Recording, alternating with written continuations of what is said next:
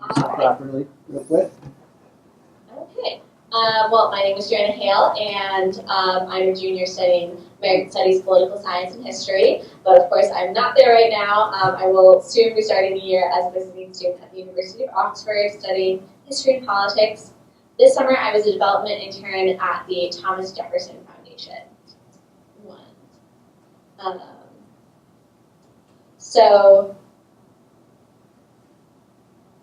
Sorry. Share wasn't working for a second. There we go. So for those of you unfamiliar, the Thomas Jefferson Foundation owns Monticello and runs it as a museum, but it also provides educational programming for both teachers and K-12 students, and it owns a great number of acres of Jefferson's original plantation. They operate the Jefferson Library and the International Center for Jefferson Studies, and they host the largest annual naturalization ceremony outside of a courthouse. So they really do a lot of things, and it was really interesting to experience that this summer.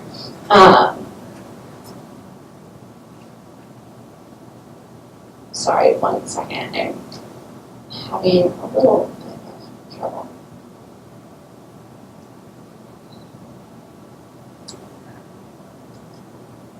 Okay.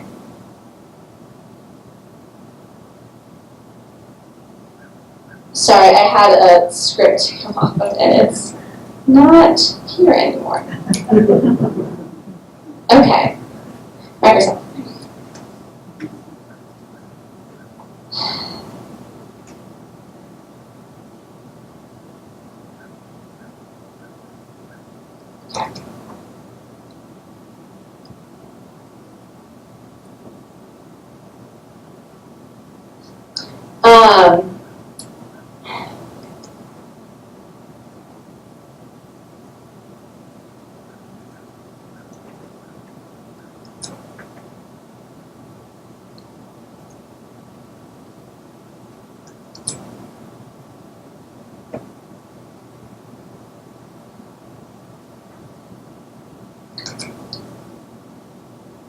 Sorry, it was just giving me two meeting screens and I couldn't find you. But what I want to say is just that working in development can feel kind of separated from that.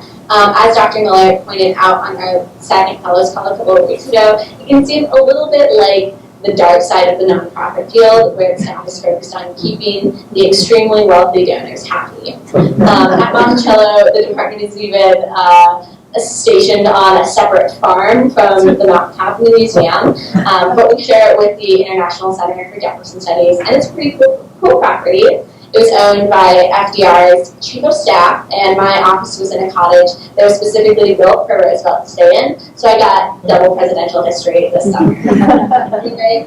I did come in with some of these kind of misconceptions about development work at the beginning of the summer. After seeing donors' names around museums for years, I wondered how much influence donors have over actual exhibits and the way a cultural institution interprets the past. So really my goal for the summer was to examine and better understand the relationships between the museum, its guests, its donors, and the general public that might be reading about the museum in a newspaper or hear something about it somewhere else. And summer 2018 was really an especially interesting time to pursue this interest because Monticello was undergoing this massive change in how it interprets slavery for the visiting public, and to kind of demonstrate that, I'd like to show you a clip from a video that the foundation produced about that this summer.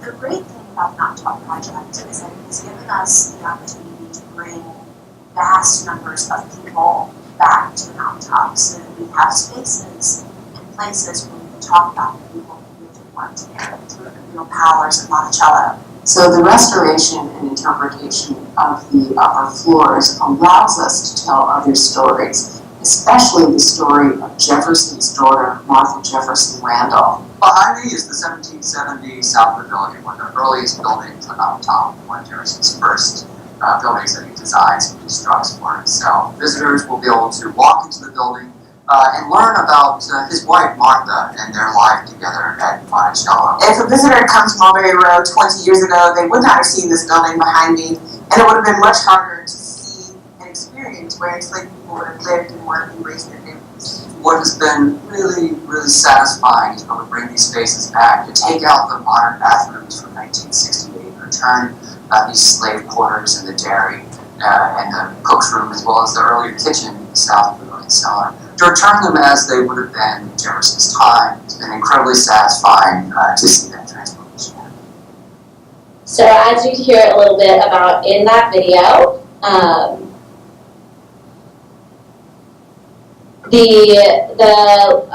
this event that we had this summer called Look Closer marked the conclusion of the Mountaintop Project, which is a major restoration and renovation project. It included the opening of several exhibits, including the life of Sally Hemings, and it marked the 25th anniversary of the Getting Word project and included a reunion of the descendants of Monticello's enslaved community that have contributed to that oral history archive. So seeing these long-term and, in my opinion, long overdue projects come to fruition at this massive celebration gave me concrete evidence of the importance of two things. First, documenting and using names, and affirming and believing people's memories. So the Getting Word project would not involve nearly as many people if Jefferson hadn't been documenting the full names of the slaves that he owned and their relationships. And while he was doing this out of wanting to keep an inventory of his property, today that information can be used to give people a voice. And I think that's a very powerful and interesting message to think about. And the exhibit that exists now on Getting Word and the descendants of the enslaved would not be so powerful if we didn't have this information and couldn't see how families changed and migrated over time. In another way, another thing that's very important is affirming and believing people's memories. The Life of Sally Hemings exhibit is so impactful because it uses her son's words to describe her life, her relationship with Jefferson, and their family dynamic. For years, Madison Hemings was discredited as an unreliable source, so this interpretive choice shows major progress at Monticello and in the public history community in general. Another aspect of this importance of affirmation and living people is that before the event, I read in Those Who Labor for My Happiness by Lucia Stanton that it can be so difficult for descendants of Monticello's enslaved to tell the story of their ancestors' enslavement and to be public with that, because for so many years they've been disbelieved and just put in a corner. And at Look Closer, I spoke with people who have had experiences like that and struggled with the decision to tell these stories, and also experienced the family ties being broken because some of them chose to tell their story and some of them couldn't go along with that. And it just was a powerful reminder of how diverse the legacies of slavery are. But while this event was a celebration for the descendants of the enslaved to finally see their story told at Monticello, and a victory for those who want house museums like Monticello to tell a more inclusive and authentic human story, there were definitely people who were dissatisfied with these changes, and they spoke with their wallets. In the development office, we got many donor solicitations returned with thick X's marked through them, people didn't want to support an organization that's furthering the true story that Thomas Jefferson was the father of Sally Hemings' children. And with getting this messaging back and with having such a big focus on that, on slavery and the lives of the enslaved in Monticello this summer, we really wanted to understand how the high-level donors were feeling about slavery, but also about their relationship with the museum in general. And so that kind of was a final push in a way to get the development department to conduct a survey of our donors who give $5,000 or more a year. This is we call them the cabinet. And so I was actually charged with developing this survey, and it was really a task that allowed me to explore those questions that I had about development, those about relationships between museums and donors and the public, and it also aligned well with my academic work. So one of the readings that I had this summer was The Presence of the Past, Popular Uses of History in American Life by Roy Rosenzweig and David Bellin.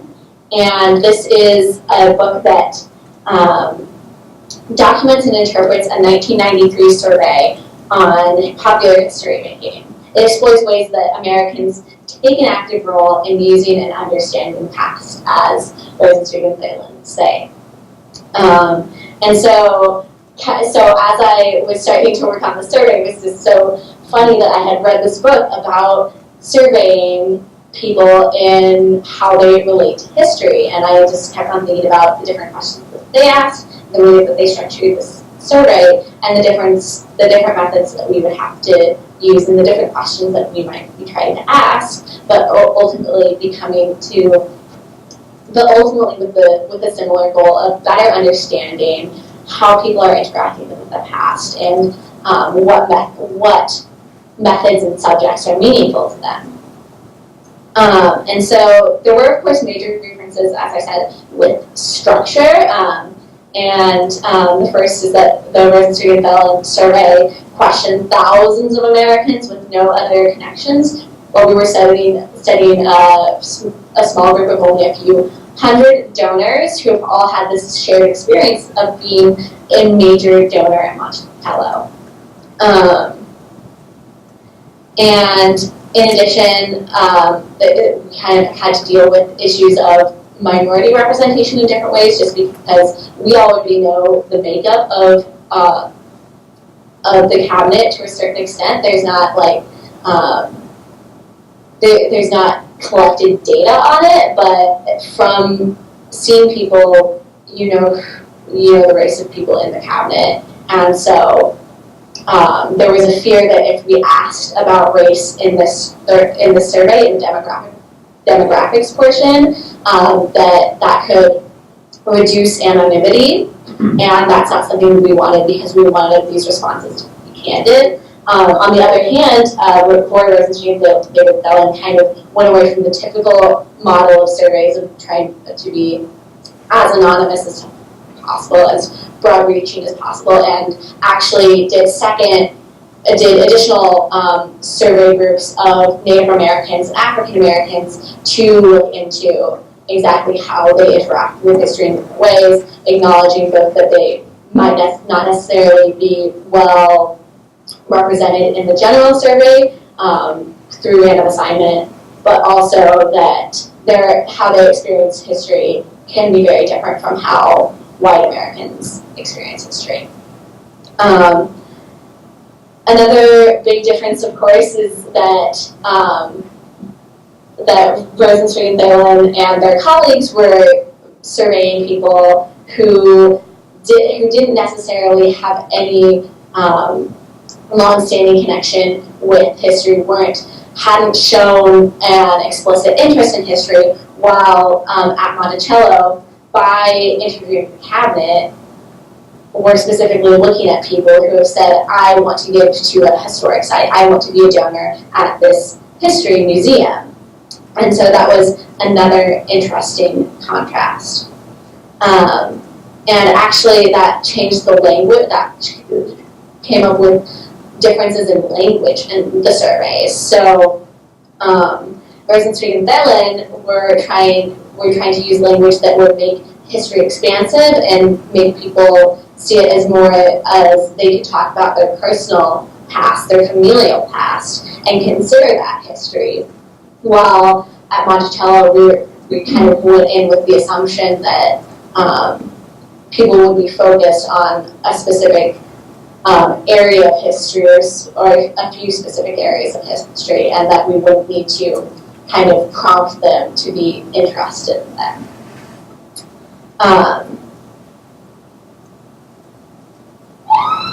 Sorry about that. That's out the window.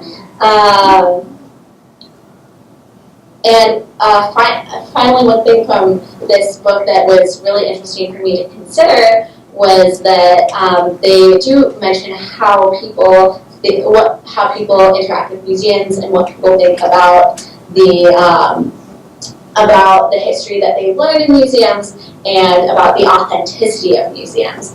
And they concluded from their work that a visit to a historic site is a chance to create personal or familial history, as well as learn about the established past. And so people really enjoy that because they don't just feel like they're being dictated to, and they don't feel like it's a passive experience either. They feel like they're learning something, and they're also making a memory that is then a part of their history.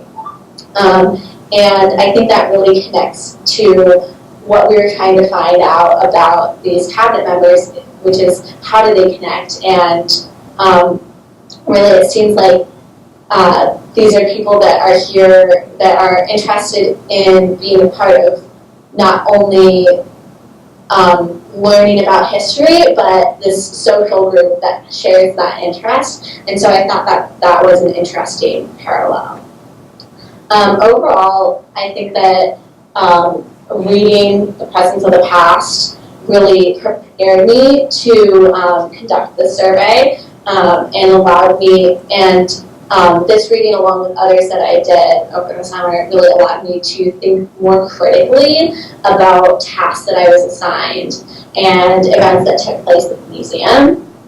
And so I was provided with a richer experience, and it made me a more valuable and informed member of the development team. I felt like I was able to take something that had started off as a classroom interest and learn enough about it that I could be a valuable employee at a public history institution. And so I think that, excuse me, I think that it was really complimentary. At times it could seem a little distant, but there was always something that I learned that connected to Monticello, or something that I learned that I could bring up and use to make my experience richer and the experience of my colleagues richer. And so I really appreciate that structure in this internship.